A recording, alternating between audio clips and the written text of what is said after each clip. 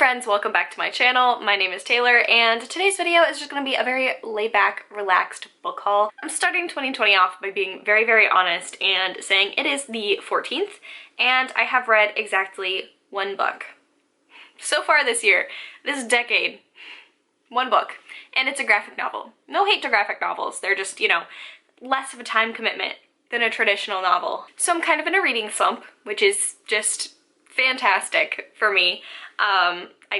I love it, but so I thought like a really surefire way to get myself out of it would just be to sit down and talk about all the books that I've acquired recently, because I'm really excited about a lot of them, and I'm hoping that when I'm sitting down talking about these books, a lot of them which I haven't read yet, it'll kind of reignite a spark and kind of get me excited to read books again in 2020, because I'm very slumpy. And the hard thing is, it's not that I don't want to read. I've picked up about like 8 or so other books, like books that I really want to read, and then I'll start to read them, and then I'll just kind of lose interest, which is like more frustrating than if I didn't want to read at all. Because if I didn't want to read at all, that's fine, because reading's a hobby, but I want to read, but I can't bring myself to read. Life is great. Excited. Let's get into this haul, and hopefully there's a book here that after this video I can sit down and start reading, because I've got some good ones here. So the first book I'm going to talk about is actually the most recent book that I've acquired this year, and this was one that I got at Half Price Books because I just had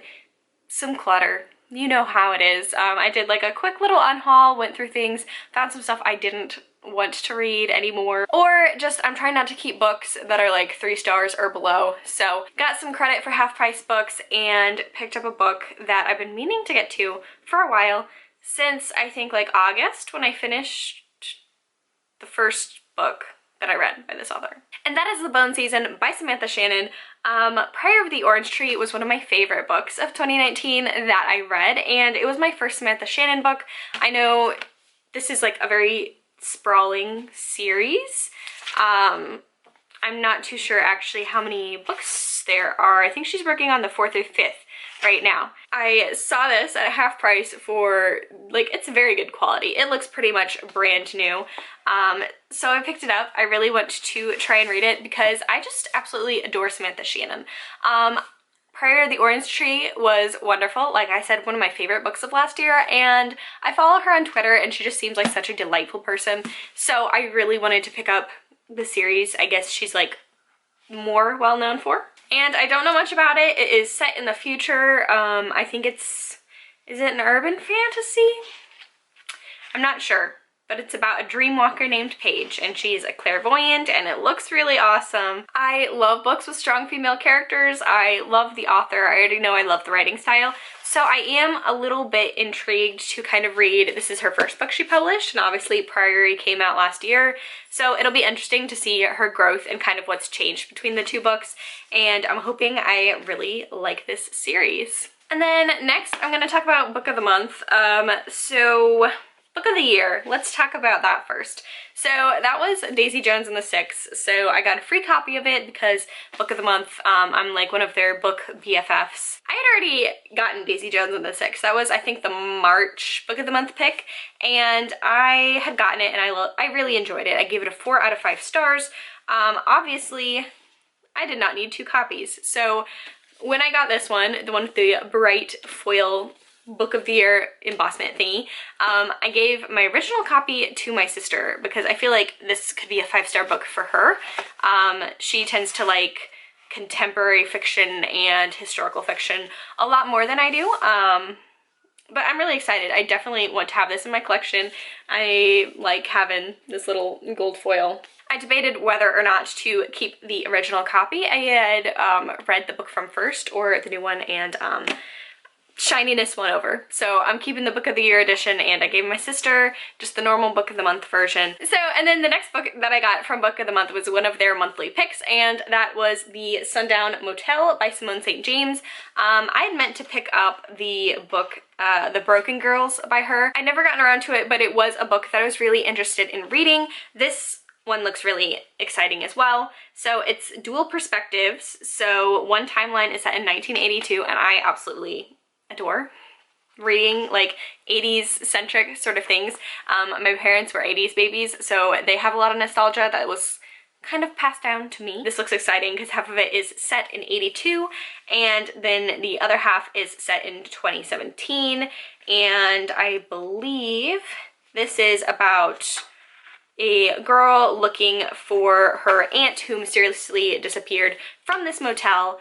And just opening this up, I see that the dedication for this book is "For the odd girls, the nerdy girls, and the murder RINOs, this one is yours." So this might have just been bumped up on my list because not only does it have the most gorgeous retro cover, I absolutely love this vibe. Like this, like, it's not exactly like the most stereotypical beautiful cover, but just something about this cover is so eye-catching to me. And I'm a Murder RINO, so this book was literally written for me. So I might need to pick this up sooner rather than later because it's just so eye-catching. It looks like it's very short too, so I feel like it could be a very gripping read. Yeah, I'd be interested. I know Simone St James has come out with quite a few, it looks like either like horror or thriller books, and this will be my first book by her. Next, we've kind of been moving like backwards through time, and we're finally getting to the stuff that I like got for Christmas. In terms of bookish content for Christmas, I got one book and then I got like a gift card to Barnes & Noble, so I got to kind of pick my books out, which was pretty nice because I definitely utilized it to get books that I don't think I would have purchased or like prioritized purchasing had it not been for a gift card, if that makes sense. I definitely do shop from Barnes & Noble a lot, but books are pricey.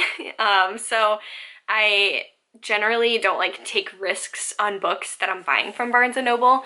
I usually buy it from like established authors that I already know I love, so it's like less of a like a gamble in terms of full price books that I'm buying. But getting into the books, the first one I want to talk about is the one my boyfriend got me for Christmas. So he got me The Shining by Stephen King, and this is the original cover, and I love it. And this is getting a close-up because I love it. I have been collecting like all of Stephen King's works, and I really wanted to get like the original covers of all of the books, especially. I really enjoy The Shining. I enjoy it as a book. I enjoy it as a movie. It's a classic for a reason. Even if you've never read it or seen the movie, it's definitely in like the public subconscious. And I definitely think it's for a reason. I think this is a very strong King book. I love how it says on the cover, "A new novel by the author of Carrie and Salem's Lot." This is just so cool to me. I really enjoyed The Shining as a book. I haven't read it in a while, but I definitely would say it's kind of up there in terms of my favorite King books. It's a classic for a reason. Definitely, I think this is kind of like more slow-paced than you might expect based on the movie. I'm very excited to read this old copy. I think the only copy that I've ever read of The Shining, it has actually been on ebook. No shade to ebooks, absolutely not. But there's just something about an old book. It's just gonna be fun to read the story in the original format. And oh my god, I gotta take the dust jacket off. Look at this beautiful naked book. This is, I love this color green, like this puce, is that the word for it? It's not a pretty, chartreuse? Is this chartreuse? It's a lovely color of green. I love it. This is so cool, and like the font, I love it. This is gonna be one of my most prized possessions of books because it's pretty great. Okay, now moving on. This book, again, this is one that I picked up from Barnes & Noble by myself. This is actually the only book that I've read this year so far. And that is Everyone's an Alien When You're an Alien Too by Johnny Sun. I follow Johnny Sun on Twitter. He's a very valuable, he's a very good follow on Twitter. He shares like heartwarming things, he shares, you know, political things, but he just has like such an interesting mind, and I really enjoy him. It's like a little bit of light on my Twitter timeline. If you go on Twitter, it's hard sometimes in 2019, 2020 to find uplifting content. But he always manages to do it, and he's just such a precious person. So I picked up this book. I wanted to support him. It's so adorable. I really enjoyed it. I think I gave it, let's see in my bullet journal, I gave it a 5 out of 5 stars because this is definitely meant towards like, it's a graphic novel with very, very simplistic illustrations. It definitely seems like it was meant for the burnt out millennial audience, and I'm one of those, so this is intriguing. I can't explain much about this one without giving it away because it's a super short read, but it's it packs a powerful punch that you wouldn't expect going into it, because it's a lot of laughs, you're having a good time, it's just so cute and so fuzzy. It's really nice. So I gave this a 5 out of 5 stars. I don't necessarily recommend you need to buy this. For me, I will be like revisiting it. I also think it's like a cute little coffee table book. And also I just really love the author as a human being, so I wanted to purchase this to kind of support him. But there's of course other ways you can do that, by requesting it through your library, even buying a secondhand copy and sharing about the work. So you definitely don't need to do that. I just wanted this in my collection. The next books that I got, definitely I wouldn't have got had it not been for getting a gift card for Christmas. I don't usually tend to get like whole series before I've read them, because who knows if I'm gonna like it, and then I just wasted a bunch of money on books. So in the past, I haven't really done that. I've bought them like book by book. This one, the second book was a signed copy, and it was also on sale.